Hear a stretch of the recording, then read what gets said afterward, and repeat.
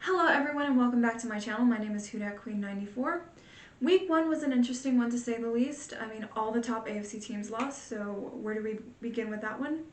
I know it's only week 1, but there's something to be said about the way that Dan Campbell coaches his team that I highly, highly respect and I highly, highly admire. I mean, he embodies that passion and energy kind of like Sean Payton did, and he instills that in his players, and it is really, truly remarkable to see. I gotta tell you, I don't know how anybody can really root against the Lions. That is, of course, if you are a Bears or Packers fan. Which, I mean, the Packers, they look solid. They look legit. And if you would have told me 6 years ago that I would be watching a game, or I'd be watching the Bears and Packers with quarterbacks named Justin Fields and Jordan Love, I would have been like, well, what happened to Jay Cutler and Aaron Rodgers? I would have never imagined I'd be saying those two names together. But speaking of which, I mean, boy, oh boy, yikes. Listen, I have nothing against Rodgers. In fact, he probably is the last quarterback standing from when I started watching football, figuratively speaking. But, I mean, if you would have told me 4 plays into that game and Aaron Rodgers would have gotten injured or have a season-ending injury, I would have been like, no, that's not how the script is written.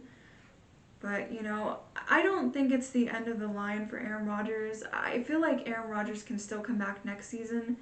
Granted, he is 39 years old, so that is pretty old by NFL standards at this point, but I don't know. I mean, you never really know with Aaron Rodgers.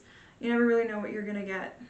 I don't anticipate he's going to win another Super Bowl, but, you never know.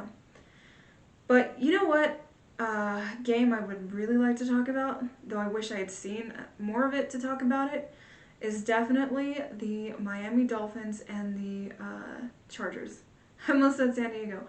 The LA Chargers. I mean, how can you not love a game like that? That is what football should be about. That's what any game should be about. I mean, high prolific quarterbacks who can throw for 350 plus yards, several touchdowns, several turnovers, high scoring affairs. That's one of the reasons why I love offense more than I love defense. I mean, how can you not love a high scoring football game? But you know what was not a high scoring football game? That's right, ours. So without further ado, let's go ahead and let's talk about it a little bit.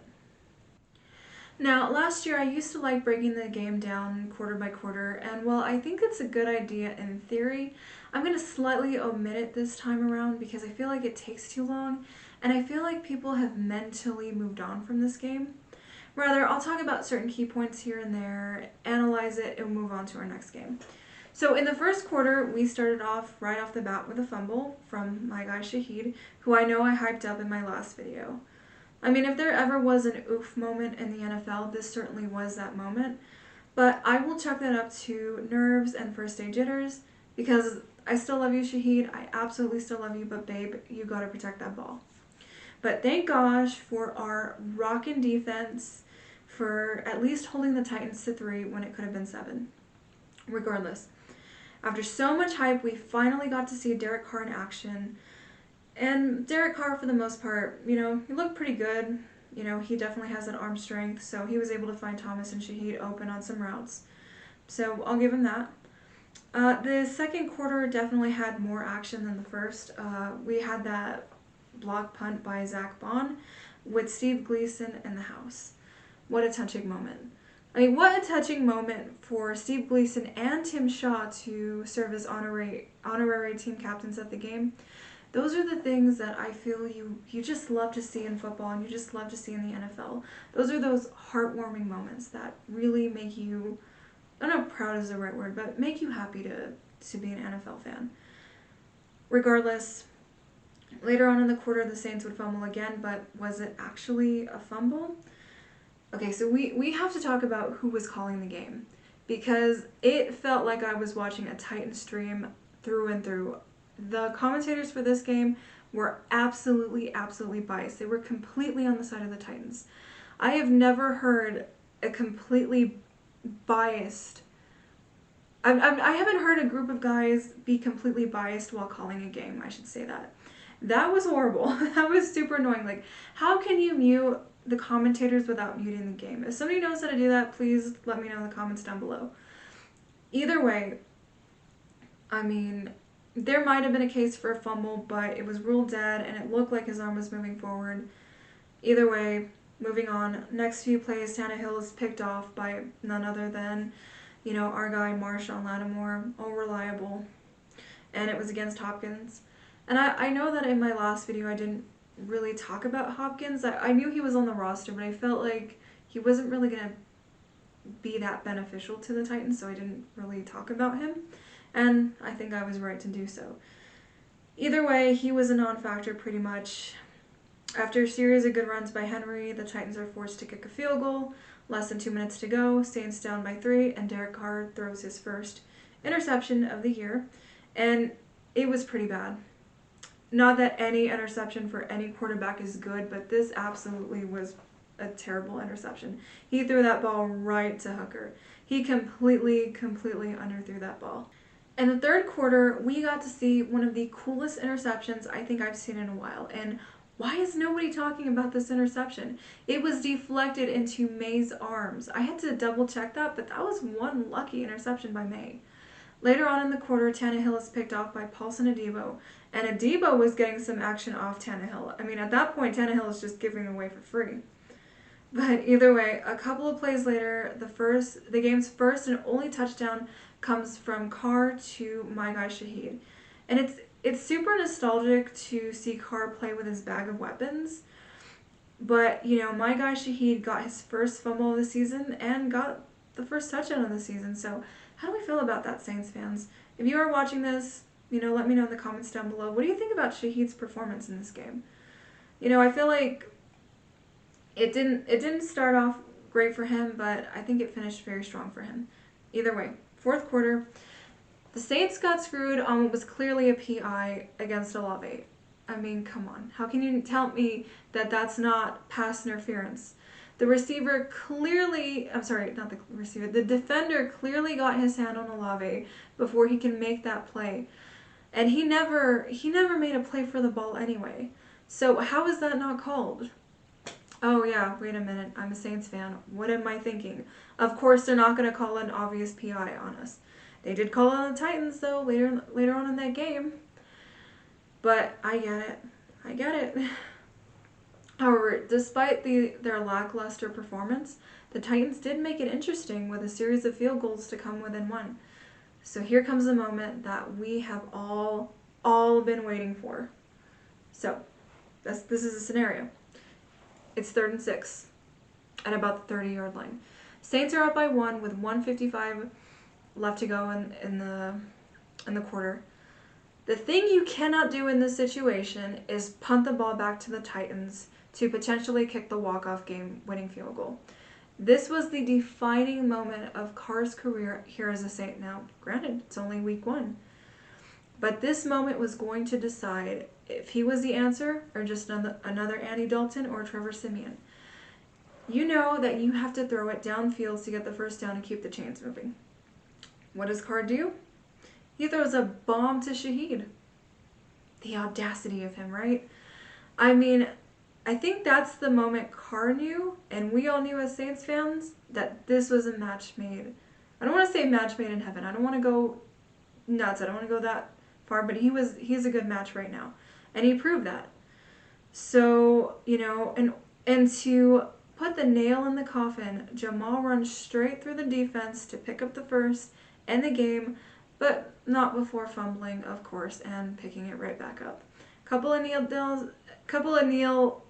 downs left. Carr launches the ball into the stands, and he basically said, "I'm your guy." So the Saints beat Titans 16-15. So as Jerry says, here are my final thoughts and recap of this game. While I wasn't overly impressed with Carr's performance, and I can't say that I was, that 3rd and 6 was going to tell us everything we needed to know about Derek Carr and his contribution to this team. Carr has balls, and he has the confidence now knowing moving forward that he can run this team. Now, granted, I know it's only week 1, but the way he ended this game, he ended it with a statement. Was it an overall great performance by the Saints offensively? I mean, it absolutely wasn't perfect, but it wasn't too bad. A few miscues here and there. Carr did throw a bad pick, but nothing came out of it. So I'm not going to fault him too much for that. Trevor Penning was our weakest link offensively, without a doubt, by far. And he allowed Carr to get sacked quite a few times. So he needs to step up big time in this next game coming up. The run game was not as great as I was hoping it would be, but I feel like that's to be expected without Kamara, because I feel like Kamara is that cherry on top of the run game. And we can tell how much he's missed. Jamal made his debut, and he only had 45 yards rushing, and he fumbled. So not the greatest debut for him as a Saint, but he made the play he needed to secure this win. Taysom was a non-factor, and I expect it's probably going to be like that for a while, because if Carr proves himself to be what we know he can be and what we've been missing since Breeze, I feel like Taysom may not be utilized as much. Now, that's just my theory. That's my theory, that if Carr is who we think he's going to be, I'm not saying he's the next Breeze, but if he's going to be something like that, Taysom may not be included as much. But that's, again, my theory. Offensively, we looked exactly how I thought we would.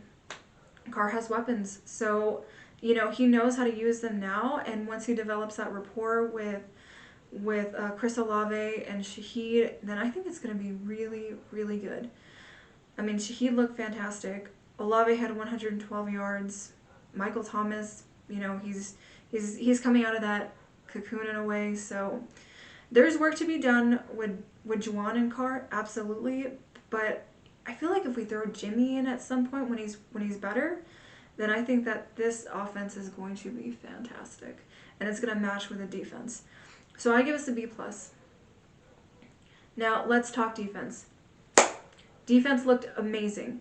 Say what you want about DA. I know that there are a lot of Saints fans that don't like DA, but you know what? I feel like when he's coaching, the defense is just so much better, and I mean, he's a defensive coach, so. But that's the one thing I can say about DA and how I respect him.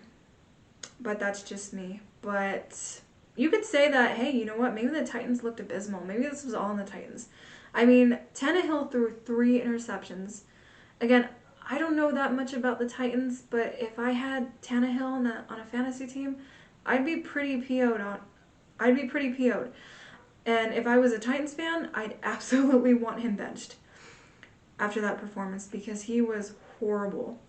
Henry didn't look any better either. Or, of course, the Saints know how to stop the run, and I mentioned that could happen. And I said that if we let Henry go off for like 100+ yards, this might look differently. This game might be different. But he had 63 yards rushing. Hopkins, as I mentioned, was a non-factor in this game as well. Hence why I didn't mention him in my last video. But give it up to the defense. I mean, May looked good. Lattimore looked good. And if anyone deserves praise on the defense, it's Granderson. Granderson doesn't get talked about enough.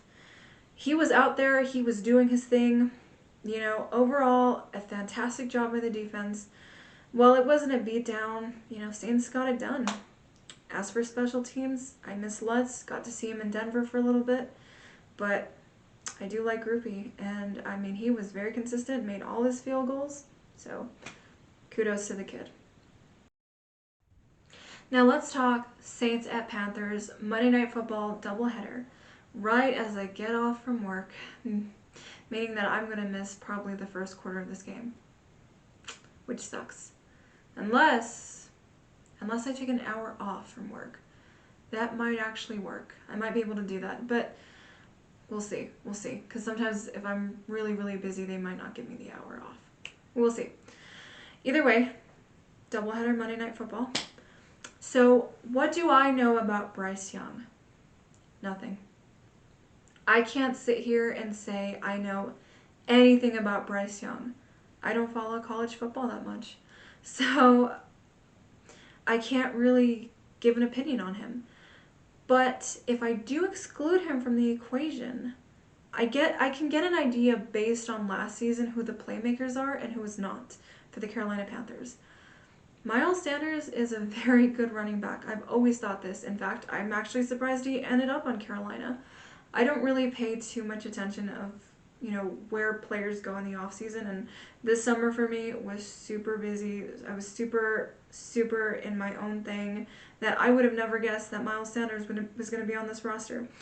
But if I know the Saints, and I think I do, we will probably allow him to get 65 plus yards. But if we can prevent that, just saying, if we can prevent that, then I feel like we'll probably have no problem taking care of business from that point on. Let's see. I do remember Chuba Hubbard, whose name sounds like bubblegum, and Laviska Shenault say that 5 times in a row. I gotta tell you, these Panthers players have some very unusual names. I hope nobody takes that as an insult. I mean, they're just unusual names. But either way, I remember, I think it was Laviska Shenault who made a huge play off us last year. I feel like it was a 65-yard catch and run against us. Please don't quote me on that. I'm thinking that sounds familiar, but I'm not entirely sure. But after watching the highlights of the Panthers and Falcons, I am confident to say that the Saints can easily win this game if the Saints don't get in their own way. And my bold prediction of this game is that the Saints will have at least 28 points in this game. I think that the Saints have the offensive weapons to get at least 4 touchdowns in this game. And if he's healthy enough, and I'm hoping he is, please, please, please throw in Jimmy. I would love to see Jimmy in this game because who knows the Panthers better than Jimmy Graham? Granted, it's a new roster, it's a new team. Potato, potato, who cares? But anyway, I just want to see my man Jimmy Graham. But if the Saints can kind of clean up those penalties, like we talked about, find a way to run against the Panthers, hopefully Jamal can finally have a breakout game, and Carr gets in the rhythm with his weapons that he already has, then I feel like this is potentially a fantastic matchup for us. The Saints are 4-point favorites going into this game. If the defense can hold the Panthers to less than 14, which I think they can, I think this is going to be a very favorable matchup from what I've seen in our game and what I saw in their game. Either way, I feel like that's all I have to say about the game. With that said, I think that's my recap and my prediction for this week's game. My name, once again, is HoodatQueen94. You're more than welcome to follow me on Twitter. I'm now under the name Jimmy Graham Superstar, which is kind of a play on words or kind of an homage to the world of musical theater. I would have never pegged myself for a musical theater person until I actually joined musical theater. It's crazy when you're against something and then you just do it and you're like, oh, this isn't that bad. But either way, if you like this video, give it a thumbs up. If not, it's cool, totally understand. If you'd like to subscribe, I'd greatly, greatly appreciate that. I could use the subscribers. So yeah, thank you so much for watching and go Saints. Who dat, baby? Okay, bye-bye.